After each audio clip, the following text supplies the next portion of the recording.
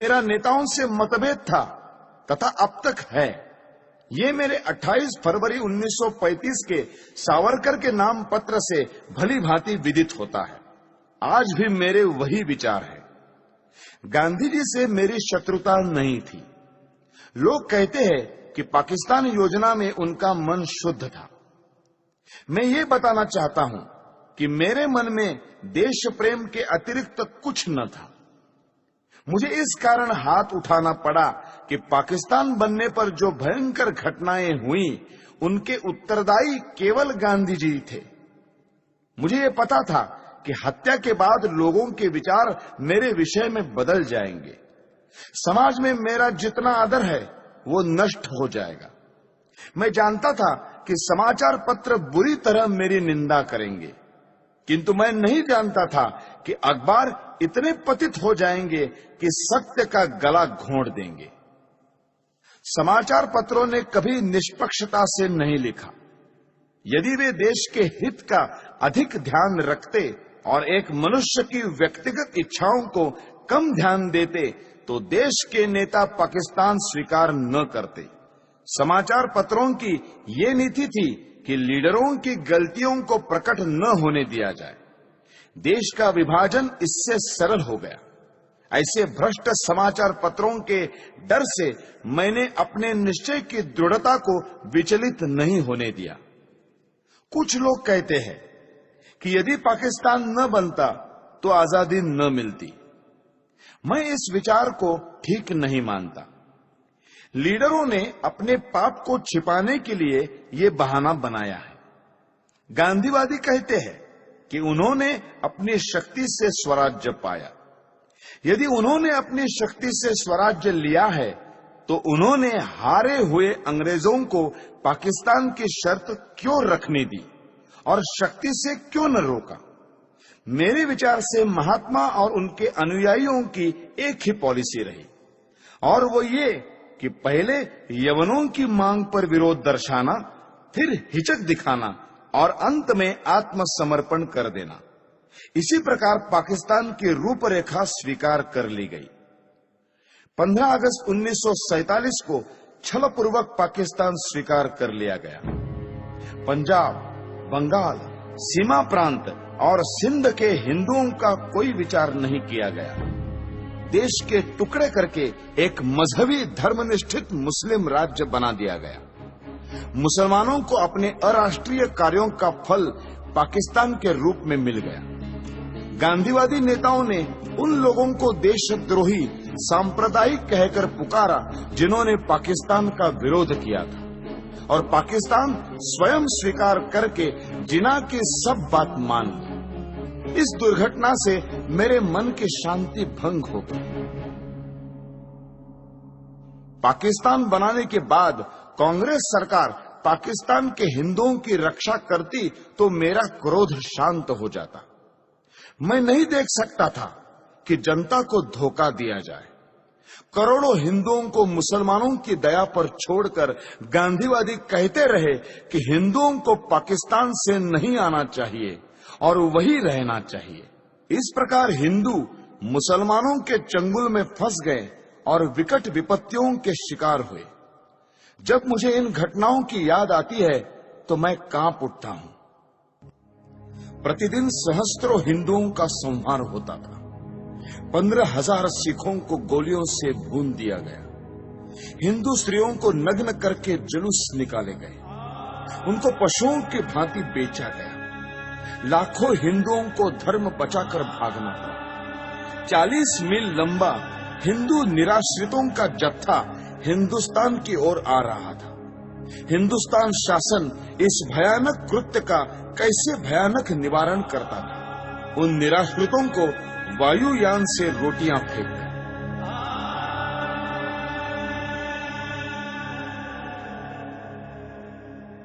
भारत सरकार पाकिस्तान से अत्याचार रोकने के लिए अनुरोध करती या धमकी देती कि यदि पाकिस्तान में अत्याचार बंद नहीं हुआ तो भारत में भी मुसलमानों की बुरी दशा होगी, तो इतने अत्याचार न होते। भारत सरकार गांधी जी के इशारों पर चलती थी और उसकी नीति कुछ और ही थी।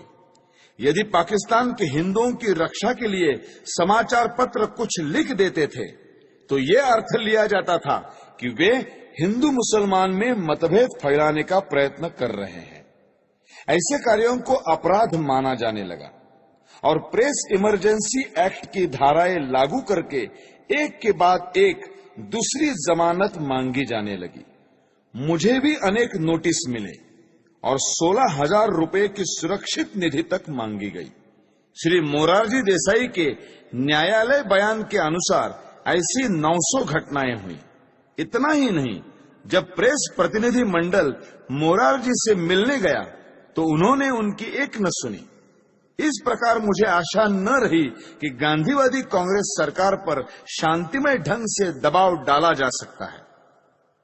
जब इस प्रकार की घटनाएं हो रही थी तब पाकिस्तान या मुसलमानों के विरुद्ध गांधी जी ने एक भी शब्द नहीं कहा। हिंदू जाति और संस्कृति को मिटाने के लिए मुसलमानों ने जो अत्याचार किए उनका मूल कारण गांधी है। यदि भारत की राजनीति को भली भांति संभाला जाता तो ऐसा हिंदू संहार कभी न होता जैसा अब हुआ, और जिसका उदाहरण इतिहास में कहीं नहीं मिलता। सबसे महत्वपूर्ण बात यह है कि मुसलमानों से संबंध रखने वाली समस्याओं में गांधी जी ने कभी जनता के विचारों की ओर ध्यान नहीं दिया। गांधी जी की अहिंसा की आड़ में इतना रक्तपात हो चुका था कि जनता पाकिस्तान के पक्ष में किसी भी विचार का स्वागत करने के लिए तैयार न थी। स्पष्ट था कि जब तक पाकिस्तान में धर्मांध मुसलमान राज्य है तब तक भारत में शांति नहीं हो सकती। फिर भी गांधी जी इस प्रकार का प्रचार कर रहे थे और इस तरह के विचार पाकिस्तान के पक्ष में फैला रहे थे जैसा कर सकने में कोई कट्टर लीगी नेता भी सफल न हो पाता। इन्हीं दिनों में उन्होंने आमरण अनशन की घोषणा करते हुए जो शर्तें रखी वे सब भी केवल हिंदुओं के विरुद्ध और मुसलमानों के पक्ष में थी। गांधी जी के अनशन की जो शर्तें थी उनमें पहली ये थी कि दिल्ली की मस्जिदों में रह रहे हिंदू शरणार्थियों को बाहर निकाला जाए और मस्जिदें मुसलमानों को सौंप दी जाए। गांधी जी ने अपनी शर्त सरकार और अन्य नेताओं को अनशन की धमकी देकर स्वीकार कराई। जिस दिन यह घटना हुई उस दिन मैं दिल्ली में था। मैंने देखा कि किस प्रकार गांधी जी की जिद को पूरा किया गया। वे शीत के दिन थे। गांधी जी ने अनशन खोला। उस दिन वर्षा हो रही थी। ऐसी असाधारण सर्दी और वर्षा में अच्छे स्थानों पर रहने वाले लोग भी कांप रहे थे। उस समय निराश्रित शरणार्थियों के कुटुंब मस्जिदों से सर्दी के मारे कांपते हुए निकाले गए। उनकी रक्षा का कोई प्रबंध नहीं किया गया। कुछ शरणार्थी जो कुटुंब और स्त्रियों सहित बिरला हाउस गए और उन्होंने नारे लगाए, गांधी जी हमें स्थान दो। उस भव्य भवन में रहने वाले गांधी तक उन निराश्रितों की आवाज नहीं पहुंच सकी। मैंने यह दृश्य अपनी आंखों से देखा, जिसे देखकर कठोर से कठोर व्यक्ति का हृदय भी पिघल जाता। मेरे मस्तिष्क में इससे अनेक विचार आने लगे। मैंने सोचा कि क्या शरणार्थियों ने प्रसन्नता से इन मस्जिदों में डेरे डाले थे? नहीं, गांधी को भी उन स्थितियों का पूरा पता था जिनसे बाध्य होकर उन्हें अपने घर छोड़कर इन मस्जिदों की शरण लेनी पड़ी। पाकिस्तान में एक भी मंदिर या गुरुद्वारा सुरक्षित नहीं रहा। शरणार्थियों ने अपनी आंखों से देखा था कि किस प्रकार मुसलमानों ने केवल हिंदू मंदिरों और गुरुद्वारों को अपवित्र किया। जो हिंदू शरणार्थी दिल्ली शरण लेने के लिए आए थे, उन्हें यहाँ कोई स्थान नहीं मिला। इसमें आश्चर्य की क्या बात है? यदि उन लोगों ने पेड़ों के नीचे और गली कूचों में न पड़े रहकर पंजाब में बीती हुई दुर्घटनाओं को स्मरण करके दिल्ली की व्यर्थ पड़ी मस्जिदों में शरण ली। मेरे विचार में इस प्रकार मस्जिदें मानवता की भलाई के लिए काम आ रही थी। गांधी जी ने यह निश्चय किया कि मस्जिदों को खाली कराया जाए, वहां उनके रहने का दूसरा प्रबंध क्यों नहीं कराया? उन्होंने पाकिस्तान के मंदिर हिंदुओं को सौंपने की मांग क्यों नहीं की? जिससे पता चलता कि गांधी वस्तुतः अहिंसा के पुजारी है, हिंदू मुस्लिम एकता के इच्छुक है और उनमें निष्पक्ष आत्मशक्ति है। गांधी ने पूरी चालाकी की और अपने अनशन को खोलने के लिए पाकिस्तान के लिए एक भी शर्त न रखी। यदि वे रखते तो संसार देखता कि गांधी जी अनशन करते हुए स्वर्ग सिधार जाते और पाकिस्तान के एक भी मुसलमान को लेश मात्र दुख न होता। उन्होंने अपने अनुभव से देख लिया था कि उनके व्रत का जिना पर कोई प्रभाव नहीं पड़ता और लीग उनकी आत्मशक्ति की परवाह नहीं करती। अंत में यह कहना अनुचित न होगा कि गांधी के फूल यानी अस्थि भारत और विदेशों की बहुत सी नदियों में बहाए गए, परंतु ये अस्थि पाकिस्तान की सिंधु नदी में नहीं बहाई जा सकी। इस संबंध में पाकिस्तान में भारत के राजदूत श्रीयुत श्री प्रकाश जी का प्रयत्न निष्फल रहा। अब 55 करोड़ रुपयों की बात लीजिए। उप प्रधानमंत्री का निवेदन देखिए। गांधी जी ने स्वयं कहा है कि किसी गवर्नमेंट से उसका निर्णय बदलवाना कठिन हो जाता है, लेकिन भारत सरकार ने गांधी जी के अनशन के कारण पाकिस्तान को 55 करोड़ रुपए न देने का अपना निर्णय बदल दिया। गांधी जी का 21 जनवरी 1948 का प्रार्थना प्रवचन देखिए। सरकार ने 55 करोड़ रुपए न देने का निर्णय जनता के प्रतिनिधि होने के नाते किया था, लेकिन गांधी जी के अनशन ने इस निर्णय को बदल दिया। तब मुझे ये ज्ञात हुआ कि गांधी जी की पाकिस्तान परस्ती के आगे जनता के मत का कोई महत्व नहीं है। अपने प्रतिवृत्त के पहले खंड के पृष्ठ 143 पर न्यायमूर्ति कपूर ने उस समय वृत्तपत्रों में छपी प्रक्रिया का एक उदाहरण दिया है। अनुच्छेद 12A-45 इस प्रकार है। बंबई के साप्ताहिक नेशनल गार्डियन ने अपने 17 जनवरी 1947 के अंक में नेहरू शासन से हिंदुस्तान की घोर वंचना, पाकिस्तान धौंस से जो पा न सका वो गांधी जी के हट्टाग्रह से पा सका, इस शीर्षक के नीचे दिया था, अपने राष्ट्रीय जनों का जिससे नरसंहार होगा वो पैसे देने का कृत्य हम नहीं करेंगे।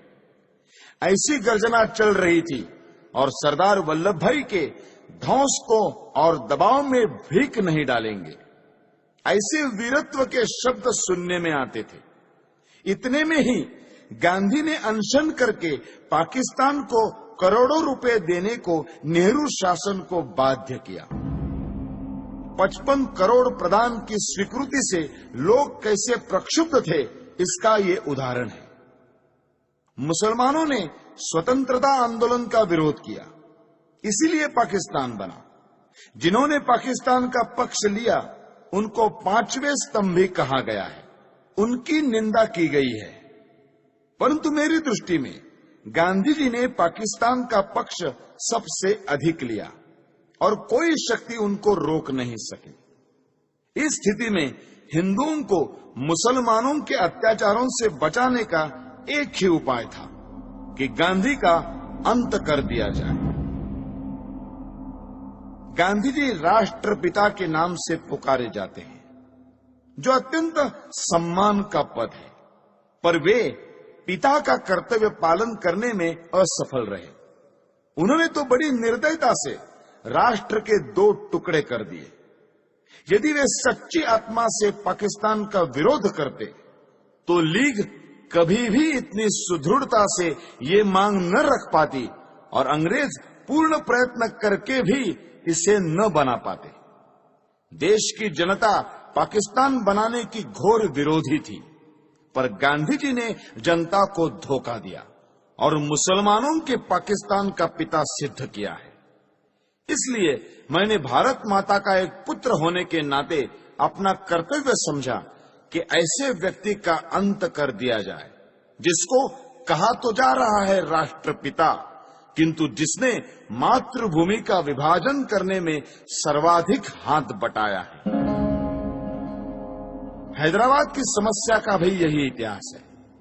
निजाम के मंत्रियों एवं रजाकारों ने जो अत्याचार हिंदुओं पर किए, उनका वर्णन करने की आवश्यकता नहीं है। वहां के प्रधानमंत्री लायक अली जनवरी 1948 के अंतिम सप्ताह में गांधी जी से मिले थे। शीघ्र ही पता लग गया कि गांधी जी का व्यवहार इस विषय में भी विचित्र है। जिस प्रकार उन्होंने सुरावर्दी को अपनाया था, उसी प्रकार कासिम रिजवी को भी दत्तक पुत्र समझकर व्यवहार करेंगे, ये बिल्कुल स्पष्ट था। जब तक गांधी जी जीवित थे, तब तक सरकार हैदराबाद के विरुद्ध कुछ न कर सकी, यद्यपि वो पूर्ण अधिकार और शक्ति संपन्न थी। यदि गांधी जी के जीवन में ही भारत सरकार हैदराबाद में सेना या पुलिस की कोई कार्रवाई करने का निश्चय करती, तो गांधी जी हिंदू मुस्लिम एकता के नाम पर सरकार को अपने निश्चय बदलने पर बाध्य कर देते। जिस प्रकार 55 करोड़ रुपया पाकिस्तान को न देने का निर्णय वापस लेना पड़ा था। जब गांधी जी अनशन ठान लेते, तो उनको बचाने के लिए सरकार को उनकी इच्छानुसार चलना पड़ता। गांधी जी के अहिंसा सिद्धांत के अनुसार हमें अत्याचार सहन करते जाना चाहिए और शस्त्र या शारीरिक शक्ति से प्रतिकार नहीं करना चाहिए। गांधी जी की अहिंसा उस सिंह की अहिंसा है जो उस समय अहिंसा का पुजारी हो जाता है जब वो सहस्त्रों गायों को खा पीकर थक जाता है। कानपुर में गणेश शंकर विद्यार्थी को मुसलमानों ने निर्दयता से मार दिया था। गांधी जी उनका उदाहरण देकर कहते थे कि इस प्रकार अहिंसा पर चलकर अपना बलिदान कर देना चाहिए। मेरा विश्वास है ये अहिंसा यानी नपुंसकत्व देश को नष्ट कर देगी और पाकिस्तान भारत पर आधिपत्य जमा लेगा। मुझे स्पष्ट दिखाई देता था कि यदि मैं गांधी जी का वध करूंगा तो मैं जड़ मूल से नष्ट कर दिया जाऊंगा। लोग मुझसे घृणा करेंगे। मेरा सम्मान जो मुझे प्राणों से अधिक प्रिय है नष्ट हो जाएगा। किंतु साथ में मैं ये भी जानता था कि गांधी जी सदा के लिए विदा हो जाएंगे तो देश की राजनीति में शस्त्र प्रयोग और प्रतिकारात्मक कार्यवाही को स्थान मिलेगा। देश शक्तिशाली होगा। मैं अवश्य मरूंगा, किंतु देश अत्याचारों से मुक्त होगा। सब मुझे मूर्ख कहेंगे, पर देश ऐसे मार्ग पर चलेगा जो उचित होगा। यही सोचकर मैंने गांधी जी का अंत करने की ठानी। मैंने अपना निर्णय किसी को नहीं बताया। 30 जनवरी 1948 के दिन मैंने गांधी जी का वध किया। मेरे पास कहने को और कुछ नहीं है। यदि देशभक्ति पाप है तो मैं पाप मानता हूं। मैंने पाप किया है। यदि प्रशंसनीय है तो मैं अपने आप को उस प्रशंसा का अधिकारी समझता हूं। मुझे विश्वास है यदि मनुष्यों द्वारा स्थापित न्यायालय से ऊपर कोई और न्यायालय होगा तो उसमें मेरे कार्य को अपराध नहीं समझा जाएगा। मैंने देश और जाति की भलाई के लिए ये काम किया है। मैंने उस व्यक्ति पर गोली चलाई जिसकी नीति से हिंदुओं पर घोर संकट आए और हिंदू नष्ट हुए।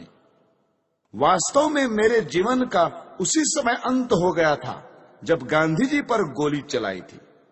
उसके पश्चात मैं अनासक्त जीवन बिता रहा हूं। मेरे लिए संतोष का विषय है कि मुझे कोई पश्चाताप नहीं है। हैदराबाद की समस्या में अकारण देर हो रही थी। सरकार ने गांधी जी के मृत्यु के बाद शस्त्र शक्ति से इस समस्या को ठीक रूप से सुलझा दिया है।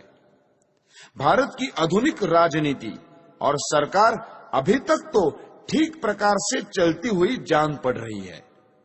गृह मंत्री ने कहा है कि देश के पास प्रचुर युद्ध सामग्री होनी चाहिए। ऐसा विचार प्रकट करते हुए उन्होंने ये नहीं कहा कि वे गांधी जी के सिद्धांतों पर चलकर ये सब कुछ करेंगे। यदि वे ऐसा कहें तो केवल अपने मन के संतोष के लिए कहेंगे। ये याद रखना चाहिए कि यदि आधुनिक शस्त्रों का प्रयोग करके ये कहा जाए कि गांधी जी के अहिंसा सिद्धांत पर चला जा रहा है, तो हिटलर, मुसोलिनी, चर्चिल या रूजवेल्ट के देश रक्षा के ढंग और गांधी जी के अहिंसा सिद्धांत में कोई भेद नहीं रह जाएगा। मैं ये मानने को तैयार हूं कि गांधी जी ने देश के लिए बहुत कष्ट उठाए। उन्होंने जनता में जागृति पैदा की। उन्होंने स्वार्थवश कुछ नहीं किया, परंतु दुख ये है कि वे इतने ईमानदार नहीं थे कि अहिंसा की हार को स्वीकार कर लेते। मैंने दूसरे भारतीय देशभक्तों और नेताओं के भी चरित्र पढ़े हैं जिन्होंने गांधी जी से अधिक बलिदान किए हैं। कुछ भी हो, गांधी जी ने देश की जो सेवा की है उसके लिए मैं उनका आदर करता हूं। उन पर गोली चलाने के पूर्व मैं उनके सम्मान में इसीलिए नतमस्तक हुआ था, किंतु जनता को धोखा देकर पूज्य मातृभूमि के विभाजन का अधिकार किसी बड़े से बड़े महात्मा को नहीं है। गांधी जी ने देश को छलकर देश के टुकड़े किए, क्योंकि ऐसा न्यायालय या कानून नहीं था जिसके आधार पर ऐसे अपराधी को दंड दिया जा सकता। इसीलिए मैंने गांधी को गोली मारी। उनको दंड देने का केवल यही एक तरीका रह गया था। यदि मैं यह न करता तो मेरे लिए अच्छा ही होता, परंतु स्थिति बहुत खराब हो गई थी और मेरे हृदय में इतना अधिक क्षोभ था कि मैंने सोचा कि गांधी जी को स्वाभाविक मृत्यु से नहीं मरने देना चाहिए। संसार को पता लग जाए कि इस व्यक्ति ने अन्यायपूर्वक राष्ट्र के साथ छल करके भयानक रूप से देश के एक संप्रदाय का जो पक्ष लिया है उसका दंड भोगना पड़ा। मैंने इस समस्या का अंत इसी प्रकार करना चाहा, क्योंकि इसी से लाखों निर्दोष हिंदुओं का जीवन बच सकता था। गांधी जी की जो अहममयी प्रवृत्ति इस पवित्र भूमि के पुत्रों के लिए घातक सिद्ध हुई, उसके लिए भगवान उन्हें क्षमा करे। मेरी न किसी से कोई शत्रुता है, न किसी के प्रति कोई दुर्भावना। ये मैं अवश्य कहता हूं कि इस सरकार के लिए मेरे हृदय में कोई आदर न था, क्योंकि ये अनुचित रूप से देश के शत्रुओं के हाथ मजबूत कर रही थी। मैं देख रहा था कि ये नीति गांधी के कारण थी। अब ऐसे व्यक्ति का अंत हो जाने के बाद वो राष्ट्र निर्माण की योजनाओं पर कार्य करने के लिए स्वतंत्र है। किंतु मुझे ये कहते दुख होता है कि प्रधानमंत्री नेहरू के भाषणों और कार्यों में बड़ा अंतर है। वे धर्मनिरपेक्षता के आधार पर राष्ट्र निर्माण की बातें करते हैं, जबकि उन्होंने स्वयं पाकिस्तान को धार्मिक आधार पर स्वीकार किया है। उन्हें सोचना चाहिए था कि सांप्रदायिक आधार पर बनाया हुआ पाकिस्तान भारत के लिए लाभदायक न होगा। फिर भी सब कुछ सोचने के पश्चात मेरे हृदय ने कहा कि गांधी जी के विरुद्ध काम करना चाहिए। किसी ने मुझ पर इस संबंध में कोई दबाव नहीं डाला और न ही कोई डाल सकता था। आप मेरी इस भावना को जिस प्रकार देखना चाहे देखें, और इस भावना के परिणाम स्वरूप मेरे किए हुए इस कार्य को देखकर जो दंड उचित समझे दें। इस विषय में कुछ कहने की मेरी इच्छा नहीं है। मैं किसी प्रकार की दया नहीं चाहता। मैं ये भी नहीं चाहता कि मेरी ओर से कोई दया की याचना करे। इस अभियोग में बहुत से मनुष्यों को मेरे साथ इस अपराध में ले लिया है। उन पर आरोप है कि उन्होंने षड्यंत्र रचा। इस विषय में मैं पहले ही कह चुका हूं कि इस कार्य में मेरा कोई साथी नहीं था। स्वयं मैं और केवल मैं ही इसका उत्तरदायी हूं। यदि दूसरे लोग इसी दोष के लिए नहीं खड़े किए जाते तो मैं अपने लिए बचाव भी न करता। न्यायालय को मालूम है कि 30 जनवरी 1948 के कृत्य से संबंधित साक्षीदारों की परिपरीक्षा यानी क्रॉस एग्जामिनेशन न ली जाए, ऐसी मेरी इच्छा थी और मेरे विधिज्ञों को भी मेरा वैसा आग्रह रहा था। इससे मैं अपने लिए बचाव नहीं कर रहा, यह स्पष्ट होगा। मैं इस बात को पहले ही बता चुका हूं कि 20 जनवरी को मैं शांतिमय प्रदर्शन के पक्ष में न था। अपने सिद्धांतों का प्रचार करने के लिए यह उपाय मुझे व्यर्थ प्रतीत होता था। फिर भी मैंने प्रार्थना सभा में होने वाले उस प्रदर्शन में सम्मिलित होना स्वीकार कर लिया। यद्यपि इसमें सम्मिलित होने की मेरी आंतरिक इच्छा न थी, दैव योग से मैं उसमें सम्मिलित न हो सका और किसी कारण से जब यह प्रयत्न सफल भी नहीं हुआ तब मुझे बड़ी निराशा हुई। आपटे और अन्य लोगों ने पूना, बंबई, ग्वालियर में स्वयं सेवकों के लिए जो परिश्रम किया था उसका कुछ भी फल नहीं निकला। तब गांधी जी के वध के अतिरिक्त मेरे लिए दूसरा मार्ग नहीं रह गया था। इन्हीं विचारों में खोया हुआ जब मैं दिल्ली के शरणार्थी कैंप में घूम रहा था तो मुझे एक फोटोग्राफर मिला जिसकी कमर में कैमरा लटक रहा था। उसने मुझे फोटो उतरवाने के लिए कहा। वो शरणार्थी ही प्रतीत होता था। मैंने फोटो खिंचवा लिया। जिस समय मैं स्टेशन पर आया मैंने आपटे को 2 पत्र लिखे जिसमें अपनी मानसिक दशा का वर्णन किया और अपने फोटो भी भेज दिए। नानाराव आपटे से प्रेस और पत्र के क्षेत्र में मुझसे घनिष्ठ संबंध थे। उन्हें मैंने एक पत्र व्यक्तिगत पते पर भेजा और दूसरा हिंदू राष्ट्र कार्यालय के पते पर। अंत में मैं ये कहना चाहता हूं कि जो वक्तव्य मैंने दिया है वो सत्य और शुद्ध है। प्रत्येक बात संदर्भ ग्रंथों को देखकर तैयार की गई है। मैंने सरकारी समाचार पत्र, इंडियन ईयर बुक, कांग्रेस का इतिहास, गांधी जी की आत्मकथा, समय समय पर प्रकाशित कांग्रेस के बुलेटिन, यंग इंडिया और हरिजन की फाइलें और गांधी जी की प्रार्थना सभा के भाषणों से ये वक्तव्य तैयार करने में सहायता ली है। मैंने ये लंबा वक्तव्य इसलिए नहीं दिया है कि लोग मेरे कार्य को सराहें, बल्कि इसलिए दिया है कि लोग मेरे विचारों को भली भांति जान जाए और किसी के मस्तिष्क में मेरे विषय में कोई भ्रांत धारणा न रहे। भगवान करे हमारा देश फिर अखंड हो और जनता उन विचारों का त्याग करे जो अत्याचारी के आगे झुकने की प्रेरणा देते हैं। भगवान से यही मेरी अंतिम प्रार्थना है। मेरा वक्तव्य अब समाप्त हो चुका है। आपने इसे ध्यान से सुना और सुविधाएं दी, उसके लिए मैं कृतज्ञ हूं। जिन्होंने इस बड़े अभियोग में मुझे कानूनी सहायता दी और जो पुलिस ऑफिसर इस अभियोग से संबंधित है, उनके प्रति मेरे हृदय में कोई दुर्भावना नहीं है। मैं उनके सद्व्यवहार के लिए उनका भी कृतज्ञ हूं। जेल के ऑफिसरों को भी धन्यवाद। उन्होंने मेरे साथ बहुत अच्छा व्यवहार किया है। यह सत्य है कि मैंने 300-400 लोगों के बीच दिन के समय गांधी पर गोलियां चलाई।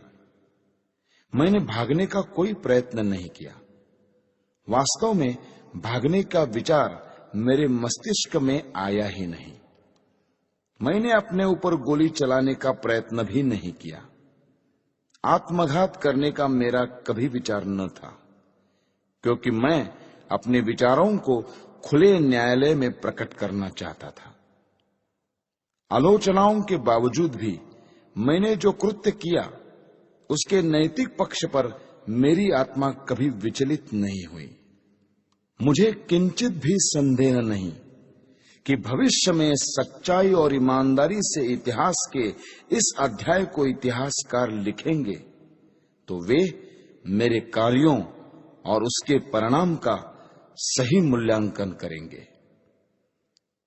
अखंड भारत अमर रहे। वंदे मातरम। दिल्ली, 8 नवंबर 1948। नथुराम विनायक गोडसे। अभियुक्त क्रमांक 1।